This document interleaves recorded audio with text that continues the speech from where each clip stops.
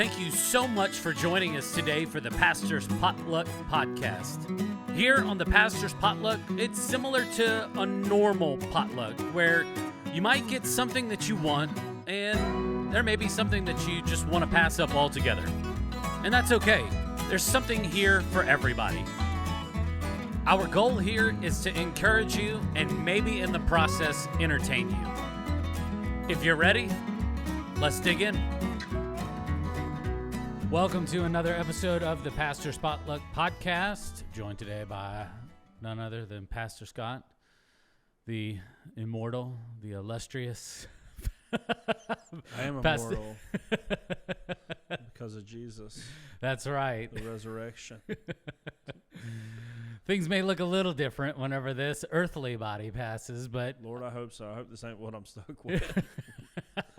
That resurrection body, I got a lot to look forward to. Yeah, I know. I mean, it's like somebody posted the other day. They're like, if you know this song, then whenever you wake up in the morning, your knees crack. Yeah. Yeah, I'm 37 years old and probably going to have knee surgery this year. So What? Yeah.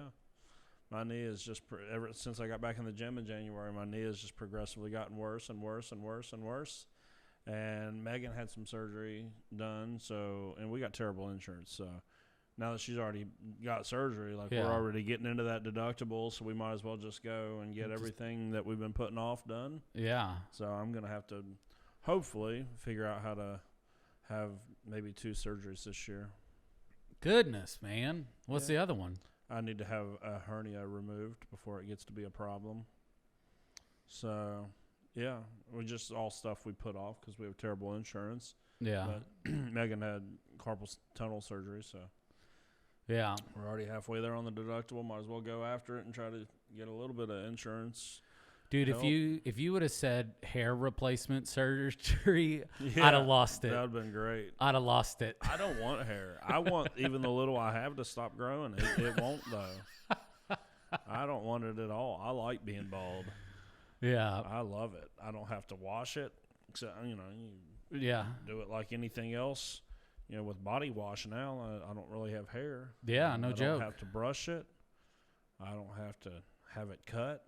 Other than now I got to shave it. That's what sucks. I'd love to just be permanently bald. Yeah. But I don't know. Maybe there's a pill that could help me with that. No, they do laser surgery To just make it stop growing. make it stop growing. I don't want to do that. No, because what if you your skin comes back and it's like super deformed? Yeah, I don't want that. Then I your feel like I head got a permanently decent-looking looks like a bald raisin. head. Yeah, I got a decently good-looking bald head. For sometimes It's a good shape. Some people are bald and it's like, you should have kept your hair, bro. You No. look like something off of Alien. But I Yeah. got a decent-looking bald head, so Yeah. I like it. Yeah, you can tell that your parents did a good job with tummy time with you. It's good and rounded. Yeah, it is. There's no flat spots, and you don't wear those the headsets that those streamers and people do. That have the bar that goes over the top Yeah. and has the earmuffs or whatever. No, I don't got Have that. you seen what their heads are looking like? Them dudes that stream all day. It's changing the shape of their head. They have a permanent line through the top of it. That's terrible. Dude, look it up. Yeah. It's crazy. I'm probably not going to, but Yeah. I know. You'll just take my word for it. yeah, I don't want to see no deformed heads. Ew. Yeah. It's just whenever we talk about vegetables and I'm like, dude, I really like this. And you're like, I'll take your word for it. I know. Anytime vegetables comes up, it's like a challenge. People are like, nah, I bet I can make some that you'd eat. I bet. Listen, people have tried. Yeah, I've given up. People have tried. Oh, well, what about this? Have you tried putting cheese on it? Look, no. I don't like cheese that much. Yeah. No. Have you tried bacon with it? At some point, you're just negating all of the benefits of the vegetable. Yeah. I think early on you and I talked about something that I don't know if it was me that brought it up or something that maybe you saw and you're like, I could probably do that. And it's the athletic greens that you take. Yeah, that's what I'm doing. I still do it. Yeah. I switched over. What are they called? Super greens? I think they're called super greens now. Actually, I hadn't taken them in a couple weeks, and this is such a lame excuse, but my shaker bottle just wasn't clean. Y'all had some. We've been having just crazy crap going on with our plumbing and then the dryer situation. And so we've just been having to like literally shuttle our clothes to my mom's house for her to do all the laundry, and then I've got to get it there, then I got to get it back, and then it's just having someone else do your laundry actually isn't as easy as just doing your own laundry in your own home. So just both kids are playing sports. It's just been crazy. So yeah, like my shaker bottle was not to my liking. Yeah. And so I didn't know where it was for a little bit, but I actually did drink them again this morning. The guy that I bought them for, the jar says to do them every day. Yeah. The guy I bought them from says, I've never heard this before, to only do it like twice a week. He said that you can actually poison yourself with too many vegetables. That's what the guy at GNC You're like, told music me. to my ears. I was like, so perhaps I've been right all along. Yeah. Yeah, I don't know what the deal is with that, but if I don't get in a rhythm of it, then I forget about it. That's what really happened. I blame it on the shaker bottle, but yeah. I only have one shaker bottle right now. We used to have a whole cabinet of them whenever we were more healthy people, and then COVID happened, and it was like fell off a cliff, and then apparently all of my shaker bottles did too. Yeah, because I want one for the greens and one for the protein, but I only have one right now, and then I have to wash it out in between. So I just don't know.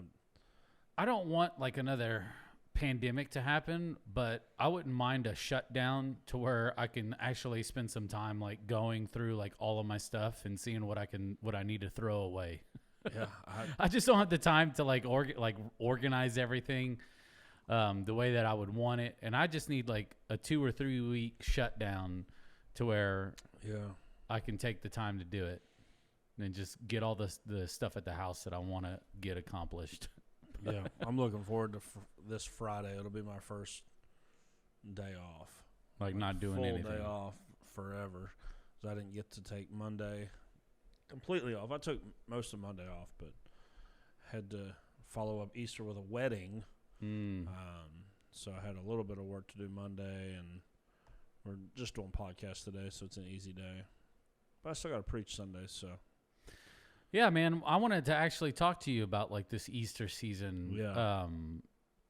All in all, big picture stuff. Goodness gracious. We were busy, but so rewarding. So rewarding.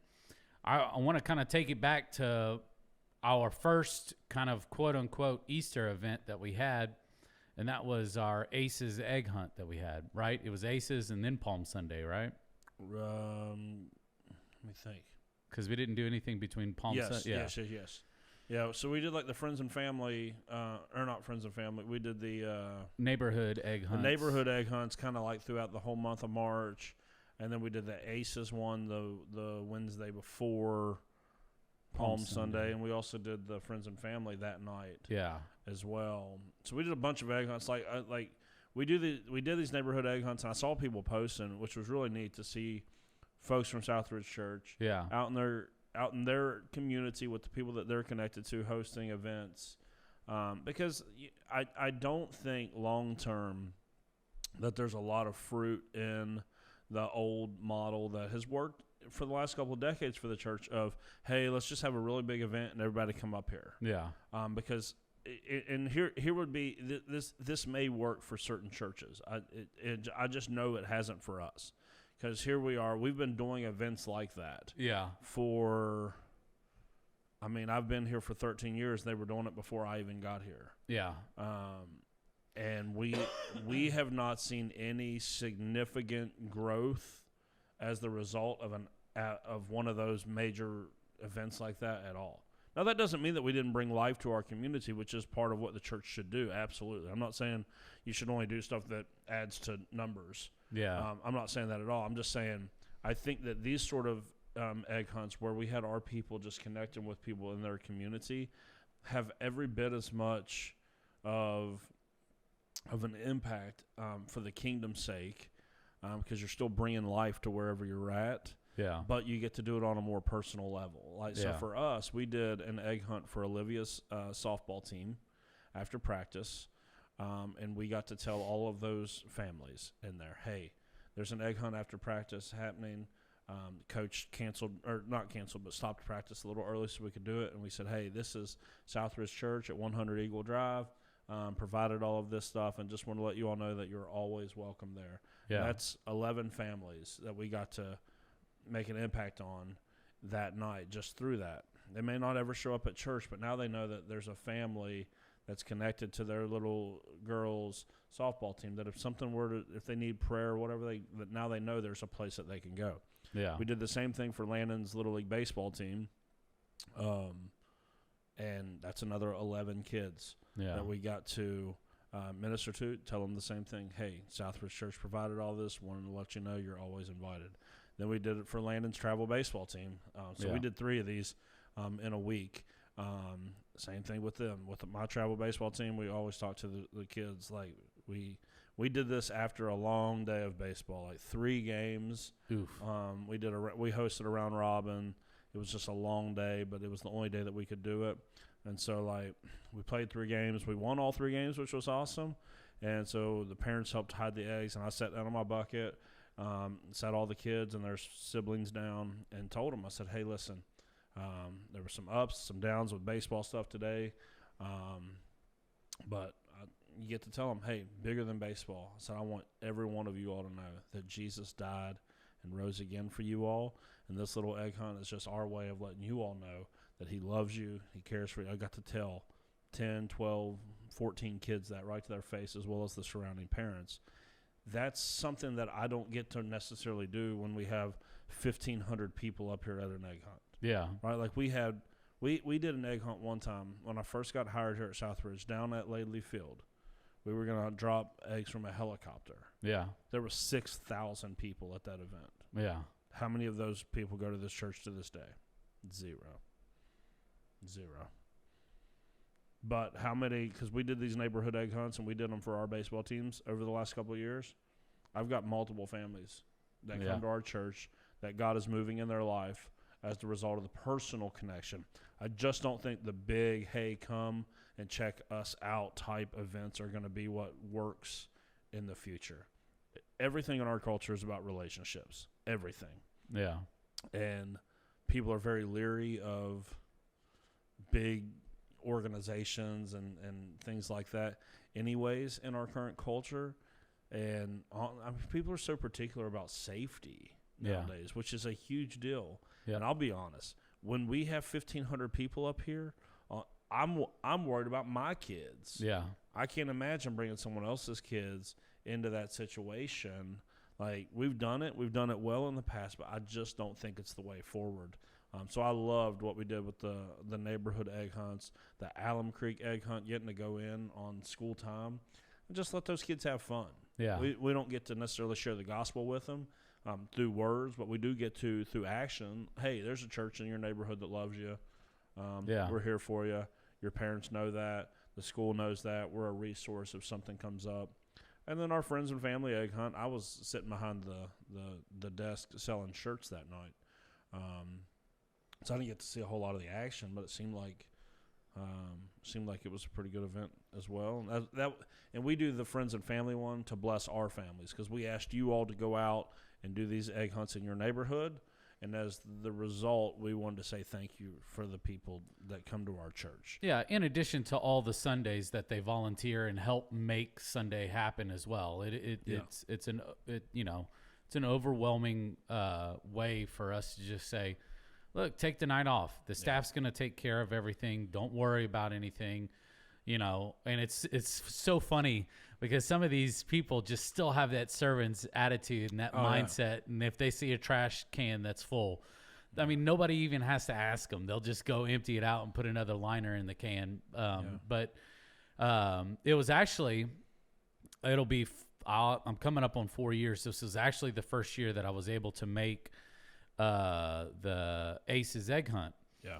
And how awesome is it just to see all those kids just excited and they're antsy and they're just waiting for us to tell them go. And, we do it by grade and just see the older ones, they just kill it. And then as the younger they get, it's just so funny watching them and seeing their eyes light up. And, it was just a blessing just to be there and just be a light for those kids because, you know, it's not a great school in terms of economic status or anything like that. You know, there are families that are just right down the road that do struggle day to day, and it's just a ray of sunshine in their lives. And what a way to just kind of, you know, bring a little bit of hope and just say, hey, there's other people that are thinking about you that love you.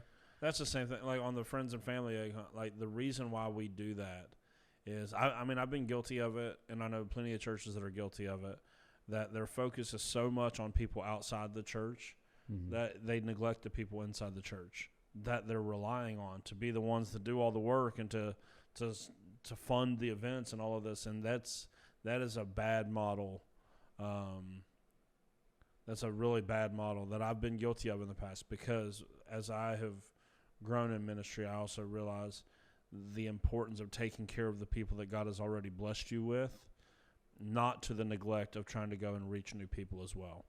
It's the same thing. It's salvation and sanctification. It's go out, but also feed and take care of the ones God has already given you. And so that's why we do an event like the Friends and Family, to go, listen, we're asking you to go out, but we want you to know we love you and value you and what you do here as well. And if not one person comes to our church as the result of these egg hunts, we're still going to take care of you, because you're the people, you're the sheep that God has blessed us as the shepherds of this church with. And yes, we want to reach people with the gospel, but we are also called to disciple people that have already responded to it, and to love people that have already responded to it. And so I know I grew up in ministry under these models that so hyper focus on outside of the church that they neglect the inside of the church, and they wonder why everyone inside the church is so unhealthy. And we don't want to be one of those places anymore. That's for sure. Yep. So we get done with the Aces Egg Hunt and the Friends and Family Egg Hunt. We get to Palm Sunday. You wrap up, You've Got the Wrong Guy sermon series, which is just a fantastic sermon series. It was great. I've heard nothing but good things. A lot of people just making me think about like how I think about Jesus and how I use, how I quote unquote used him, and almost kind of like getting back to like this reverence that we need to have and look at Jesus for who he is. And that's King. He's King. He's King Jesus. That series. I knew it would be like maybe a tough series. I didn't realize how hard it was going to go though. And it really resonated with people,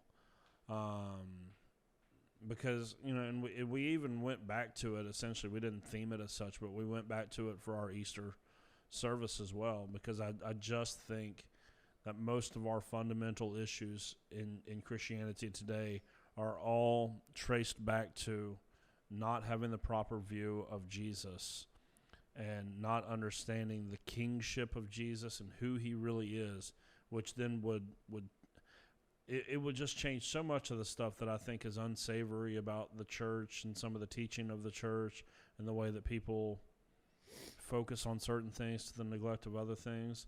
A lot of that would be taken care of if we fully understood who Jesus was. So that series, I didn't know what to expect, to be honest, but I got such good response from people. Not that the sermons were good, but that God was really moving in their hearts to really get their attention about some things.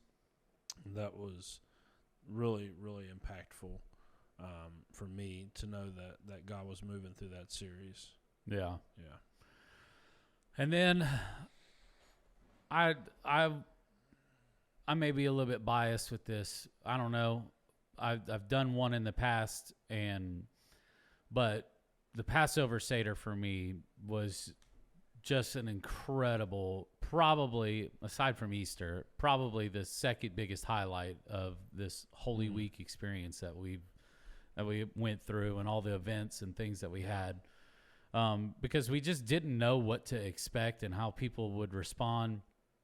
But it was something that God put it on your heart, and then everybody kind of was getting excited about it, planning and preparation, and we'd been talking about all the little details and this and that, and it was just, first off, the response was overwhelming. I mean, you told people this. We were like, we're probably just going to expect 30 or so people, because anytime that we did, well, it's kind of it's weird. It is a weird event, like because like the average churchgoer is not interested in much other than Sunday mornings, anyways. Yeah, and then you throw in, you go, all right, well, this is the Passover Seder, and people go, I don't know either of those words. I don't know either.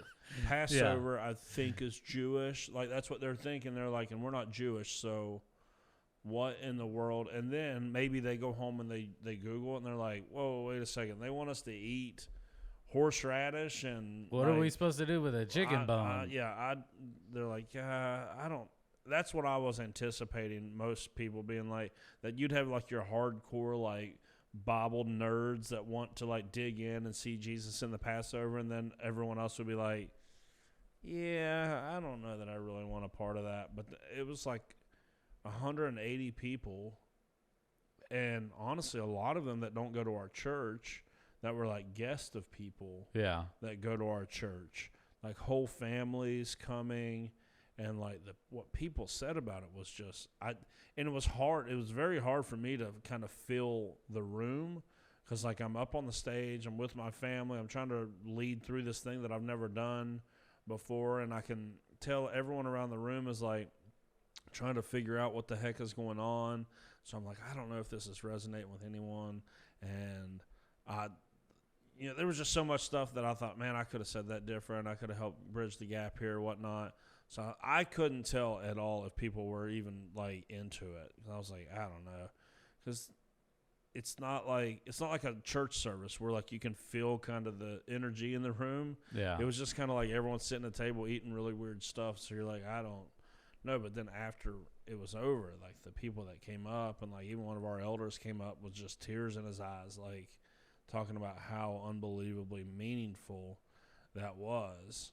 And then I got to talk to this lady who actually used to be like pretty famous around Charleston for doing Seders back in like the 60s and 70s. Yeah. Like she would do a big time, but they were doing the Jewish Passover Seder with Jewish friends of theirs.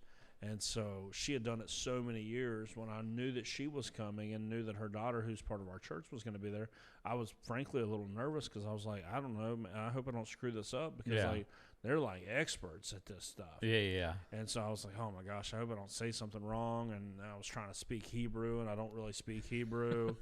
And I have a hard enough time with English. After the service, one of our elders said, hey, so-and-so would like to speak to you. They'd like to meet you. I was like, oh, excellent. So I went in and I talked to this lady who had such a history with it. And she said, that was absolutely perfect. It was like she just was overwhelmed, because she hadn't got to participate in one for quite a while. And she loved it so much. And her daughter, who was really, into the Passover as well, was like, it was absolutely perfect. And I was like, okay. Good. So at least I didn't screw anything up. Yeah. And then, I just heard such good stuff from people. And I loved getting to be up with my family doing that, even though apparently Landon was pretty entertaining to watch throughout the night. Bruh, his bag of chips were the best. He's eating a bag of chips during a Seder meal. And then the first time that I start speaking Hebrew, apparently he just looked at you. It caught him all off guard a little bit. And but it was funny. One of our former elders told me on Sunday, because people had been joking about Landon like the whole time about. Uh-oh. Okay. A little weather alert.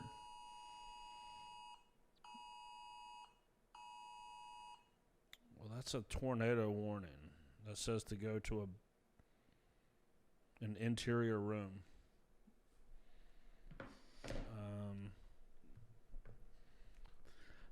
Anyways, you were saying that.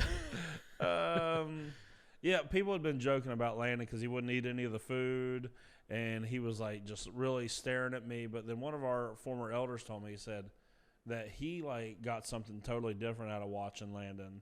that night. He said it really spoke to him. He was like, I saw a son like so entranced in what his dad was doing. He's like, it was the way that every dad wants their kid to look at them. Yeah.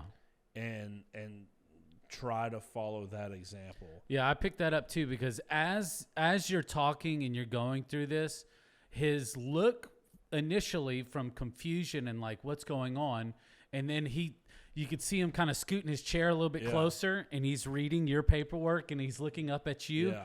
And I'm like, oh, what a great moment, because your daughter did the same thing as well. Yeah, Olivia, they're both really interested in it. Olivia was like, what's dad talk, like, what is he trying to speak right now? And then you would do the translation for it, you know, and it was awesome to see it. Yeah. It was awesome to see them begin to like, okay, like what's happening? What's going on? Yeah. Jesus is somehow, you know, because they've heard the story. Yeah. They've heard the story of Jesus's the last dinner that he had with his disciples, and so they're making this connection, but there's a lot more to what's happening. Yeah. You know, because the Bible doesn't, you know, it's easy to read through the book of Matthew, the book of Luke in an hour, and then you get 3.5 years of Jesus's ministry, but there's a lot more that's in between these stories if you allow yourself to do some history and do some research and try to figure out, you know, okay, he's walking around this, you know, and then breaking down these Passover meals that he had, which was great. It was awesome. I loved, it was good. The comedic side of it with your kids was just great, but it also made you pay attention a little bit more to what was happening. Not in the case of, okay, what's going to happen next, but you're holding on to the edge of your seat.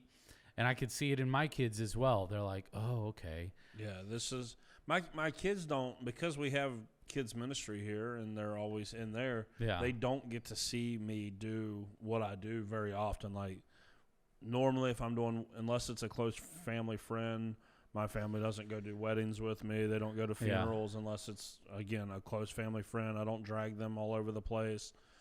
They hear me preach on like special occasions. Like they went with, I got asked to speak at a conference a couple years ago. They went to that, but they don't get to see me do stuff like that very often. Yeah.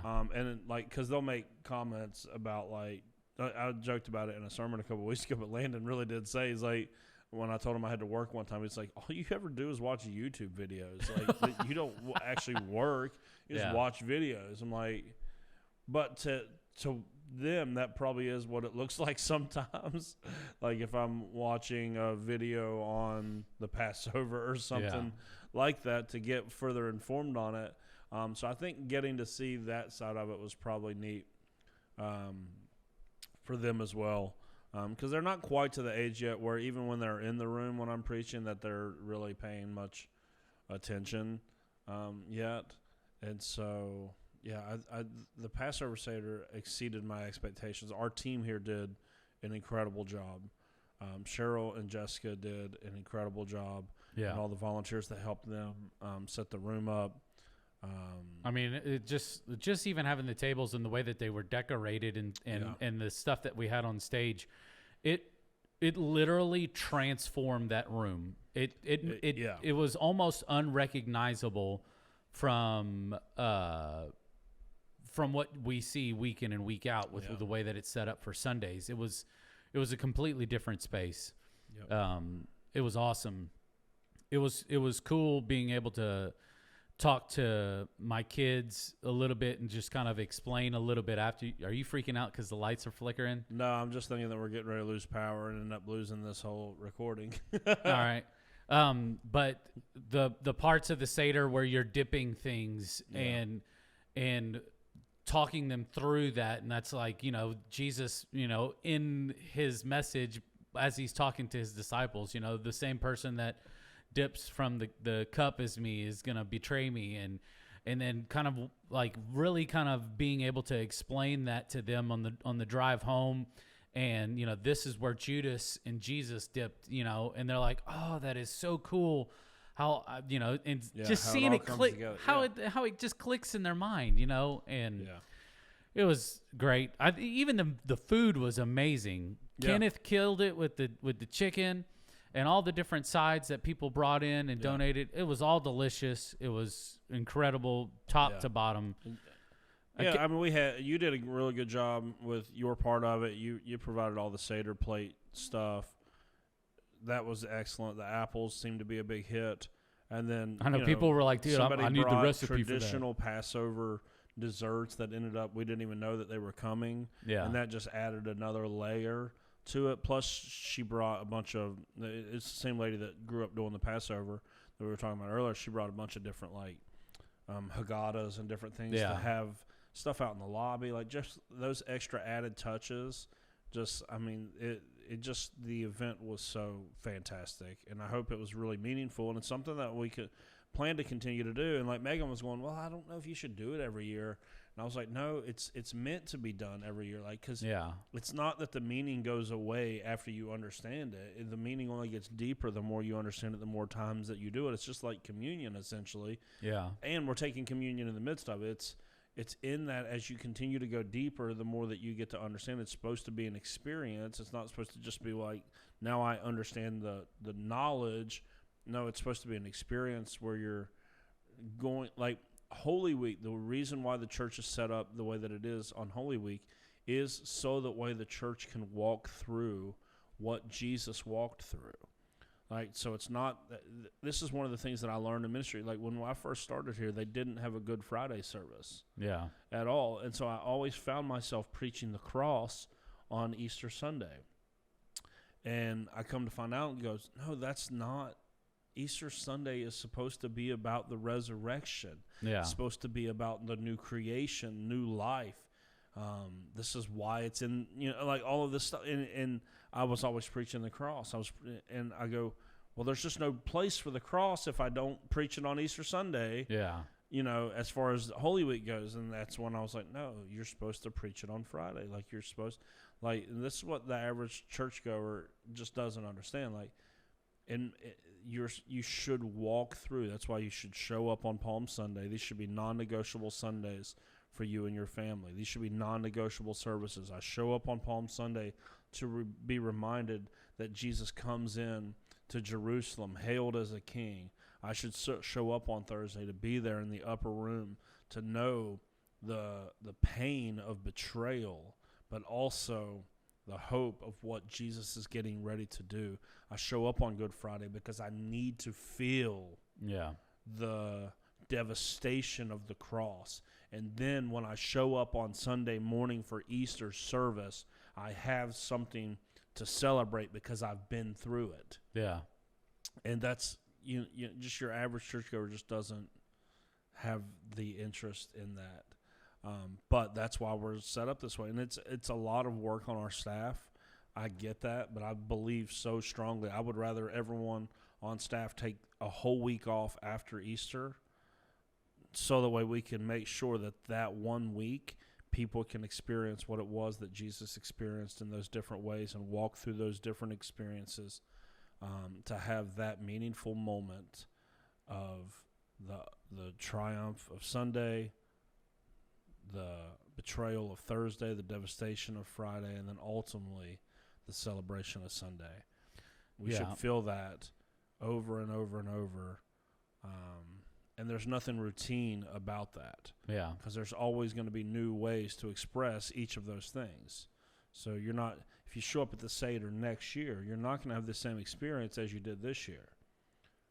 Well, it's only going to get better, too. Yeah, some of that's going to be that we're going to know better what to do. Yeah.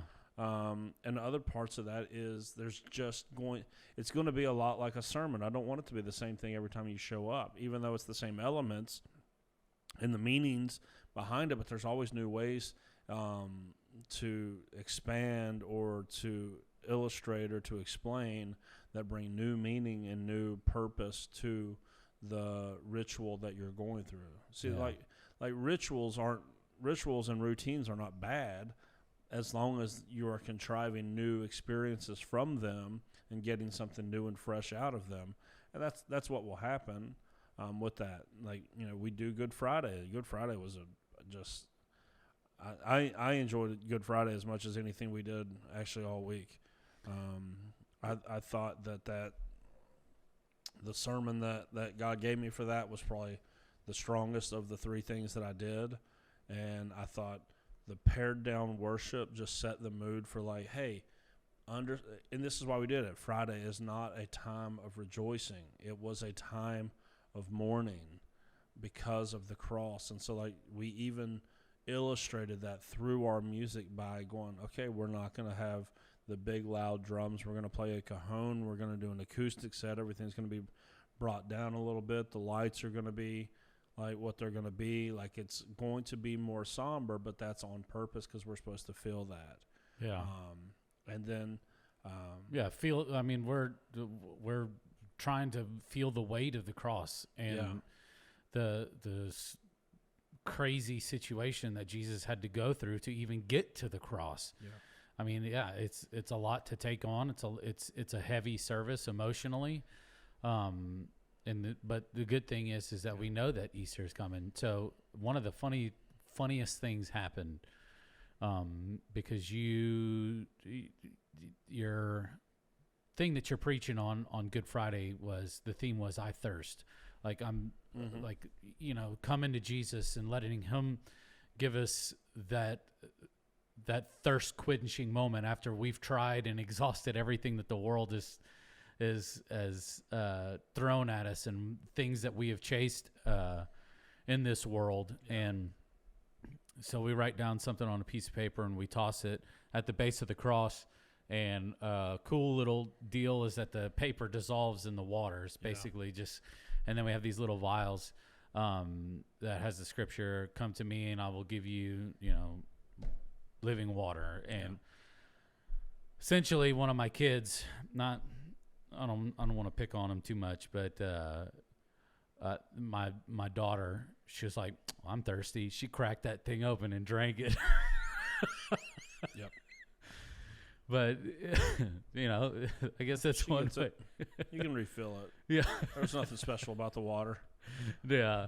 No, yeah, but it was funny because she's like, I'm thirsty. Well, here's a bottle with the scripture that says I'm not going to thirst no more. There you go.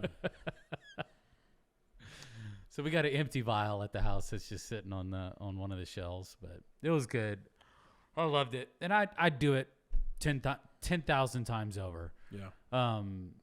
Yes, am I tired? Am I a little bit exhausted? 100%. But just hearing what God is doing in people's lives throughout all these things that we're doing, I'd do it till I was dead. I love hearing what Jesus is doing.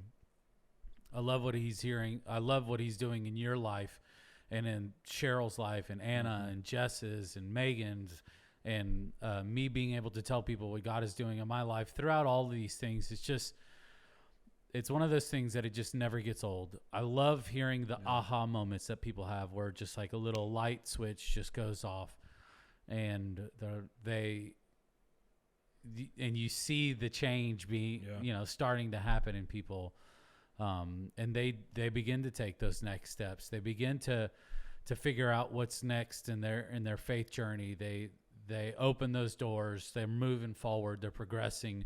And then, 6 months from now, we see them inviting their family and their friends, and then they're starting to. I mean, it's not just like a 2-week affair that happens here. It's lifelong commitments that people are just not taking no for an answer. They're implementing these things in their lives, and then it's starting to really take root. Hey, this is my neighbor. I want to introduce you to my neighbor. I want to introduce you to maybe this person that that they've said, hey, can you partner with me in prayer? And I want to see God do something in their life, and seeing those people start to come to church. It's almost like a year-long testimony until we get to do it again. It's all these things and these events that we have going on. So all in all, it was just an amazing. I look forward to, each and every single week. I didn't know what to expect, like, because Thursday was so good, and then Friday, I mean, we still had almost, like, we normally have about 180 to 200 people show up at Good Friday. Yeah. We were, like, right at that number, like, back-to-back nights, which that blew my mind, because Yeah. I thought, I think because normally on Thursdays we would do the Maundy Thursday stuff, and there would be, like, 30 people there. Yeah. But with the 180 coming out for the Seder, I was like, I bet Good Friday probably takes a little bit of a dip. Nope. And it didn't. And then Sunday, somebody asked me, and they're like, how many are you anticipating? I was like, I think that we'll be up some, but I didn't really – there's the big one. I didn't really anticipate, like, a huge – Bruh. It's still recording. This is wild. I didn't anticipate a huge Sunday at all. I told someone, I said, we'd been running about 400. I said, I don't know, maybe about 500, and we were just shy of the 700 mark, which really blew me away. So, I think with these lights flickering, we might want to go see what's going on. Yep. No, This will be my favorite potluck ever. No mystery meat this week, and y'all have a good day. Thank you so much for listening in with us today. We really appreciate it. If you haven't done so already, go ahead and hit that subscribe button. You can also follow us on social media, on Facebook, Instagram, and you can also watch the video version of this on YouTube as well. All you have to do is search up the Pastor's Potluck Podcast. From all of us here, we want to say thank you, and we'll see you next week.